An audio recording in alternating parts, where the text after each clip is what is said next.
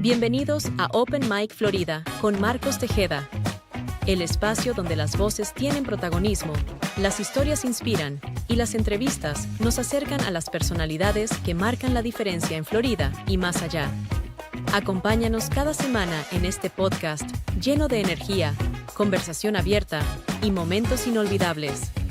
Esto es Open Mic Florida. It's my pleasure to welcome once again my friend Angela Edie, Vice Mayor for the city of Kissimmee here in Central Florida. So welcome one more time. It's my pleasure to have you here again. I'm an honor to be here with you. I'm so honored to be here. So beautiful outside too. It is. It's being a little bit cold. It is a little bit warmer. Yes, up, down, up, down. It's up and down. This temperature. I hear that it's going to be a little bit colder over the weekend. Yes. So you should prepare for this cold weather. For this up and down, actually, because it's like, it is. Sometimes it's like 35 degrees, sometimes it's 70. Let me share an experience that I just recently had. The week before Thanksgiving, the commissioners, we went to Salt Lake City for a League of Cities convention for 5 days. When we left OIA, the airport, it was 83 degrees. When we touched down in Salt Lake City, Utah, it was 23 degrees. Oh my goodness. 60 degrees. That's a big change. Yes, it was. Yes, it was so cold there. Are you okay? You haven't gotten sick? Or? The day before I left, I took a flu vaccine, COVID vaccine, and a pneumonia vaccine because I know that my body's not used to that type of climate. So I was going to prepare myself. It worked. It worked. Okay, yeah, that sounds good. Yeah. Well, I want to talk a little bit about the city first. We're also going to talk about your campaign because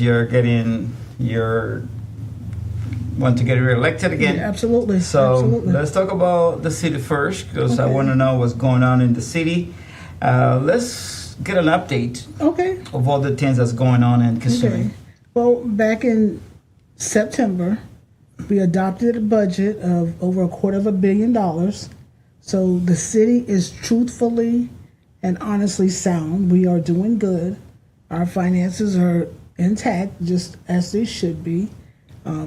Got a lot of projects going on, a lot of street improvements. Our downtown area, we are revitalizing that with the streetscape project to make it look more walk friendly as opposed to drive friendly. So we're going to update that. We also have approved 3 hotels to be built in the city. It's about time. 2 of them, you better know it. Yes, very well said, Marcus. 2 of them are going to be right downtown. We're also approved to build a convention center. We're going to demolish, hopefully next month, the Civic Center, and we're going to build a state-of-the-art convention center right there in that spot. It needed to. It is needed. It's just, there comes a time when you got to elevate up, and we're at that juncture. Definitely. Well, I'm so glad this is going on in Kissimmee because sometimes you go to downtown Kissimmee and you see all this old infrastructures that you say, well, this needs to be redeveloped, need to be changed. You're getting hotels. That's one of my. Since I moved here to Kissimmee from Miami in 2000, it was the year 2000, 2001, that was my main complaint. It's not a comfortable, good hotels here in Kissimmee, and I knew it was about time. Yes. And I hear now that there's going to be 3 hotels. 3. To be built. Yes. One at the airport, Kissimmee Gateway Airport. We're also updating. Are they going to do anything with the airport? Yes. We're waiting on approval federal funding to upgrade the tower, because that's past due as well. Mm-hmm. We are also going to do some street paving on the airport. We are putting a hotel out by there, and we approved to have a customs division over there. Sounds good. So you're planning some international flights? And possibly. Possibly. You just never know. Sky's the limit right now. Sounds good. Sounds good. Honestly, we get about 400 flights coming in a day at that airport. People don't realize it. A lot of people don't even know it's there. Well, I know it's there, but I didn't realize they have like 400 flights a day. Yes. That's a lot. And one other thing people don't realize, that airport is self-funded. It's not relying on taxpayer dollars to keep it up. So that speaks volumes. It makes its own money. Yep, it makes its own money. And those flights are all domestic, though? Yes, and they're all privatized. Well, you know, there are people that own their own aircraft, which is great, you know, and they in and out. But we never had a customs division over there, and it's time. It's time. Yeah. And Kissimmee is growing. Oh my gosh. The population is growing, so we need to be adequate. We have to go with the time. It's time to elevate up. You cannot stay stagnant. You slow growth down if you stay stagnant. And I'm so glad to hear that Kissimmee is so sound. Yes. The budget is good. Projects are good. Projects are fantastic. You're doing what it's supposed to be doing. Yeah. So that sounds really great. Yes. And downtown Kissimmee, are they gonna do any redevelopment in terms of the businesses in the area? Or yes, I know it's been growing. It's been good. But any plans to move any forward? We're working on a marketing campaign right now to bring in new business coming in. We want more businesses. Okay. Yeah, some people, you know, want Kissimmee to stay, it's fine just the way it is. No, it's not. Let's just be real. It's not. We need diversity downtown because we live in a diverse city. Totally. So our downtown needs to accommodate that. Does that make sense? Sure, definitely. Yeah, that's part of growth. It is. Yes. And as I stated earlier, we're doing a streetscape project because it's a $20 million project. $20 million to revitalize, to upgrade downtown. We do need it. Angela, if I ask you, what do you feel proud of? Because you've been in politics for quite a while now. Being commissioners, you're now vice mayor, you went running for re-election.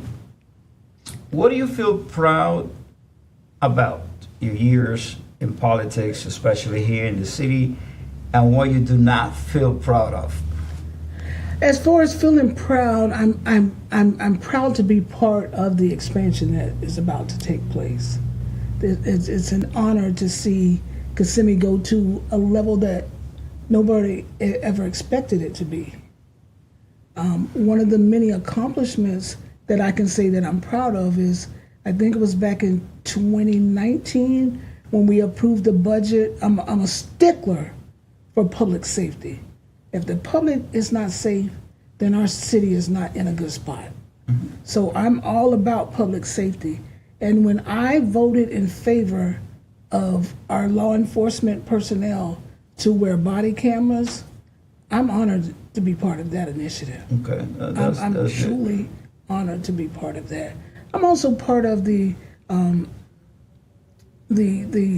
commission that approved the purchase of the Haven on Vine to accommodate some of our less fortunate, to get them off the street, to get them in adequate housing. That's a major milestone that I'm so honored to be part of, and I can truly say this: the facilitator of that, from the idea all the way to the implementation, to see it on ground, Desiree Matthews, she took that on and just ran with it and made it come to fruition. Made it come to fruition. So there's a lot to be proud of. There's a lot. And what you're not proud of? Things that you know that there's still room for improvement. There's still more room for improvement. One of the things that a lot of people don't support diversity and unity. But you know, if we work together, we can get more done. Definitely. That's one of the things that I can say that I don't like, that there are people out there that you know, They just don't support the unification. But you got to have it.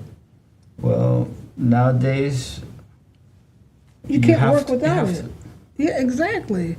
It's a mechanism that every facet of government should support.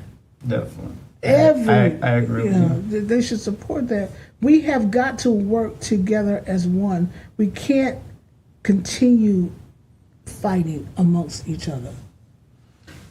That's true. You can't. Going back to businesses, I know you're into improvement and you want more businesses to come into the city, but I still hear complaints about businesses that they say the city makes it so difficult for them to open their doors. Sometimes it takes months, and they have to rent a space for their business, and then with all this approval for licenses and trying to get the space adequate, for the city, it takes months. It can. Is that a complaint that they have come to you, or is there anything working on that to ease a little bit? Well, process. We expanded our permitting department. Well, actually, we built another building to accommodate the permitting department to make it as less stressful for clients as possible. At one point, it was just one little area that we had our client services department, but now we have an entire unit, and it's working almost to perfection now. So things have been streamlined, and it's working better. Websites are up and running, and it's more user friendly, and that's a big part of the issue.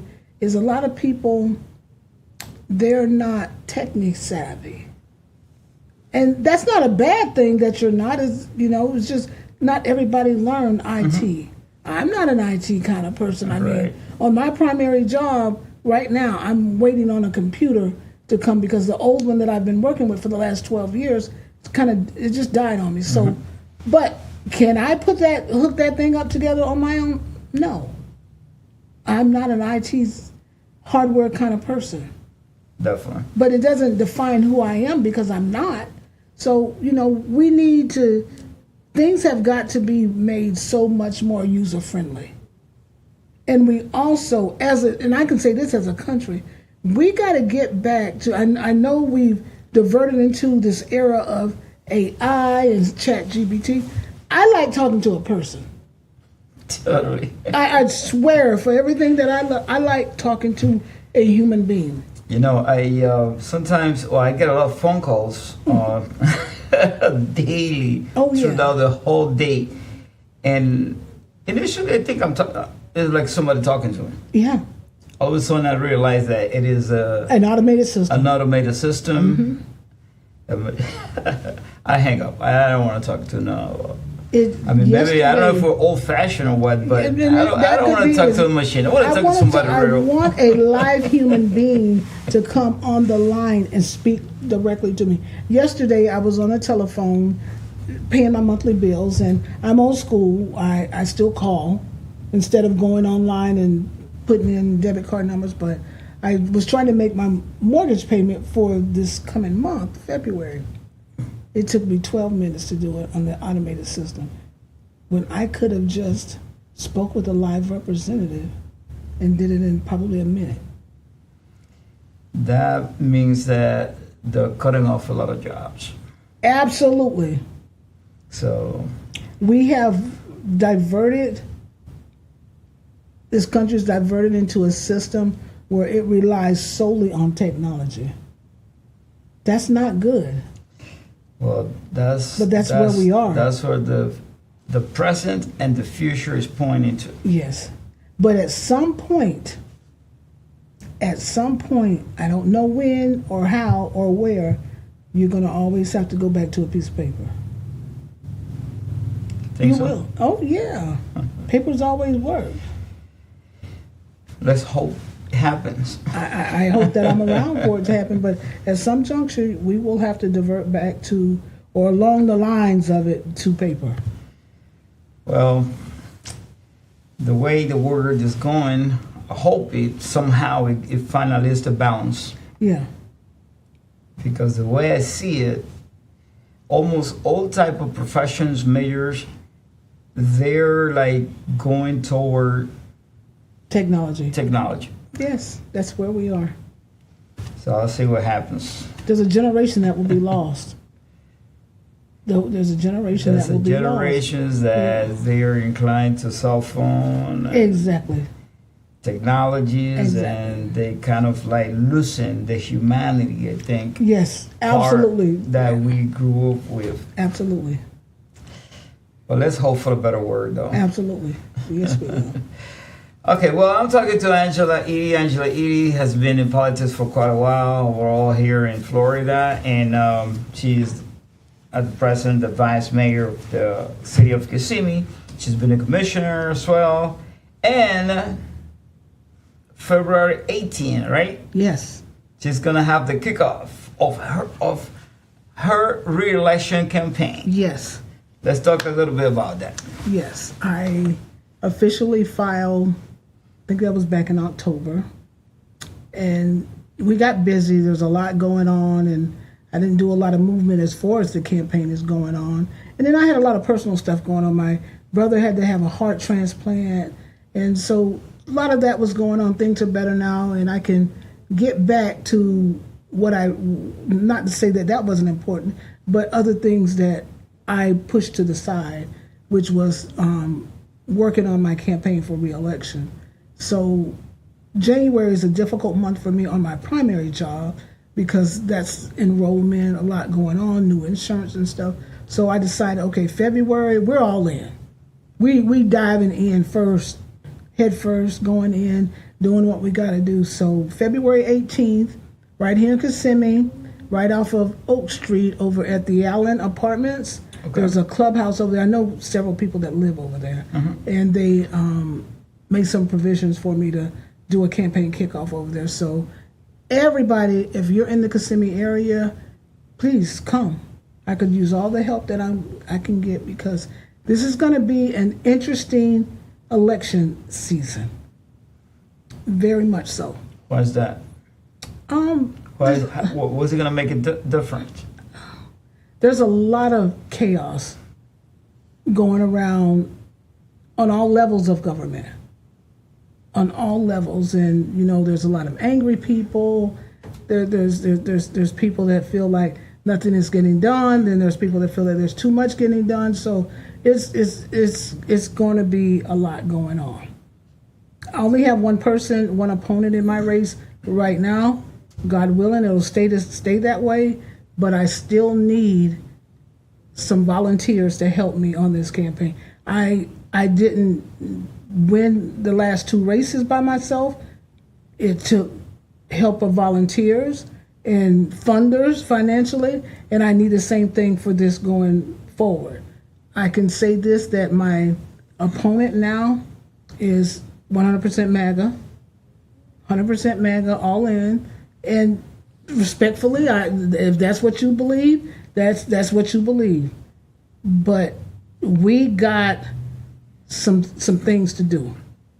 I had a meeting at his request that he wanted to meet with me, and I met with him, and he shared some information with me while he was running, and I was like, wow, you're gonna tell me why you're running against me? Okay, that's fine. And mind you, before I even go into that, let me say this. I don't hate anyone. I don't have hate in my heart. Kissimmee doesn't become another Minneapolis. I don't foresee that. I don't see it either, but that's why unification is so needed. That's why. Yeah. But he told me why he wanted to run, and he said that, quote, I have an agenda. And I said, well, that's no reason to run for office, because your agenda doesn't benefit the city or the citizens. That's your agenda. And he went to tell me. He's going with a personal agenda. Exactly. And you should never do that. In no level of local government should you run to fulfill a personal agenda. That's not even fair to the people. So he told me, he says, I own a lot of property on the west side of Kissimmee, which is over towards the hospital. And I want to turn it into a strip plaza. I said, okay, that's good. He said, and the people that live over there, which is a large African-American community, their values of their property is going to increase. So I said, so if the value of their property increases, then that means their property taxes are going to increase. Totally. And I said, now, one thing you must understand is the majority of the people that live over there are low income and or senior citizens. Now, a senior citizen, for the most part, people that are in their 80s and 90s, at this point in their life, they're not concerned with the value of their property increasing. They just want to live in peace for the rest of their days. And that's normal. That's normal. And I said, but if you increase the value of their properties, then what if they can't afford their property taxes? He says, well, then they can sell. So then I said, that's a problem. That's a form of gentrification, what you're trying to promote. And that's not right. So now you have a plan basically to take these people's property away from them, to buy these people out. Well, you know what that is? You're creating homelessness. Mm-hmm. And that's not fair. That's not fair. Not at all. Those people have worked all their lives to have what they have. And you just want to come in and just take it from them to satisfy your own, personal gain? No. Do you believe this governor proposal of eliminating the property tax will pass, or? Here's the thing with that. Or that's just a political thing? I don't need it to pass. And I can take it another step further. We don't need it to pass because property taxes, they fund law enforcement. Property taxes, they fund public safety. They fund our fire department. They help build our schools. So without that, who's going to pay for it? What happens to our 911 system? What happens to our fire department? Education? Education. We have almost 100,000 people here in this city. And you don't have and we won't have a 911 system? Well, how?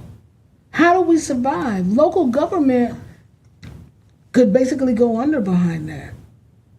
We need that. Now, do I think that if you own your home right out, should you be paying property taxes still? We may need to revisit that part, but to someone that's just buying a home and not have it, mm-hmm. I have a little issue with that. That's true. That's my opinion. Yeah, they have to see a lot of things on it. Yeah. Maybe people will live in the house maybe 20 years, or when they finish paying it, or something like that. Yeah, you should. They should work something out. Exactly. I just might think it is political propaganda. It possibly could be. I'm not sure that's actually going to go through. But let's see what happens. Yeah. There's a couple of other initiatives that are going to be on the ballot.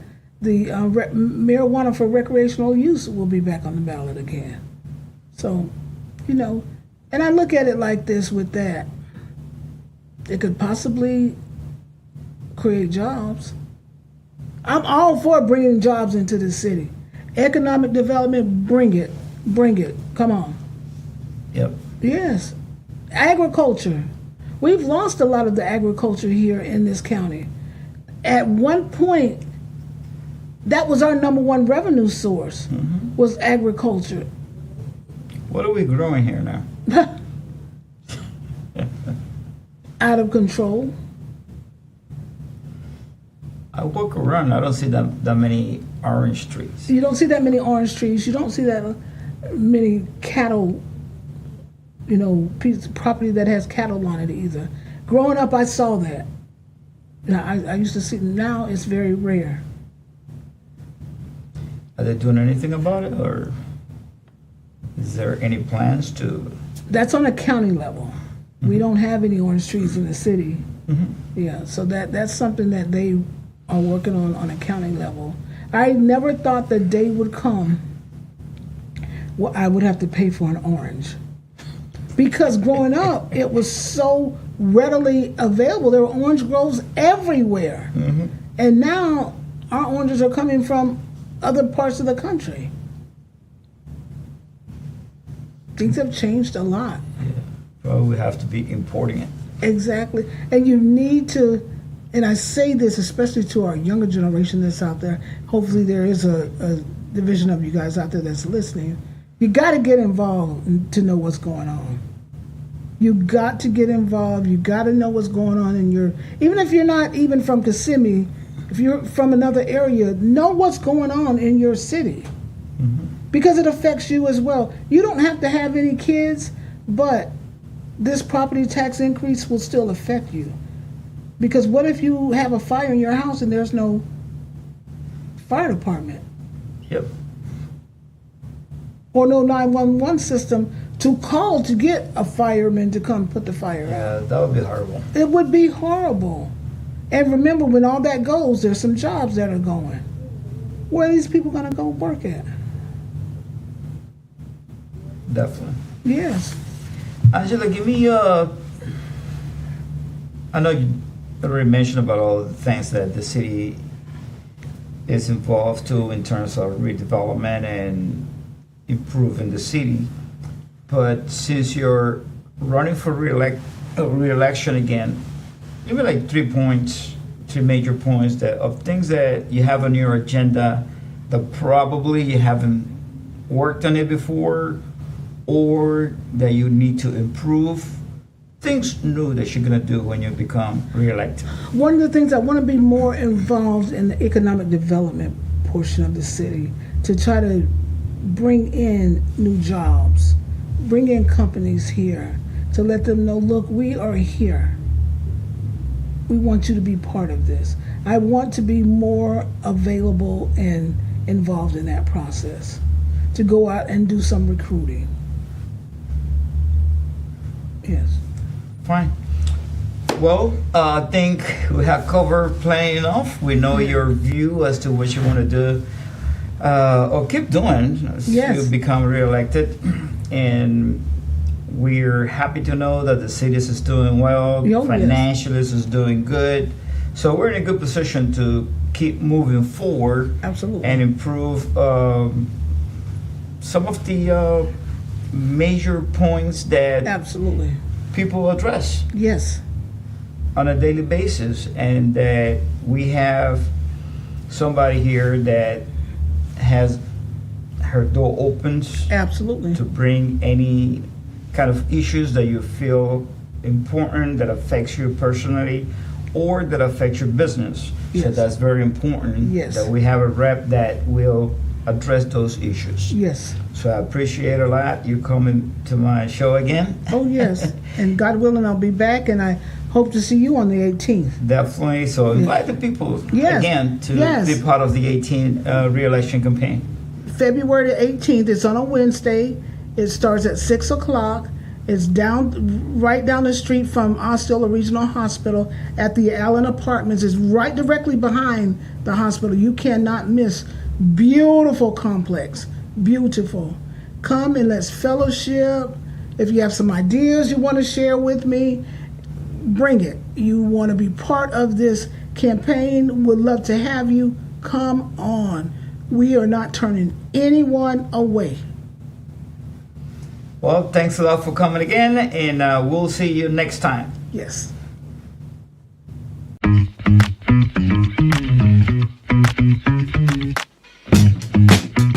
Bienvenidos a Open Mic Florida con Marcos Tejeda, el espacio donde las voces tienen protagonismo, las historias inspiran y las entrevistas nos acercan a las personalidades que marcan la diferencia en Florida y más allá.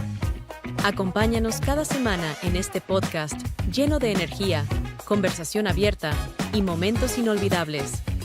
Esto es Open Mic Florida.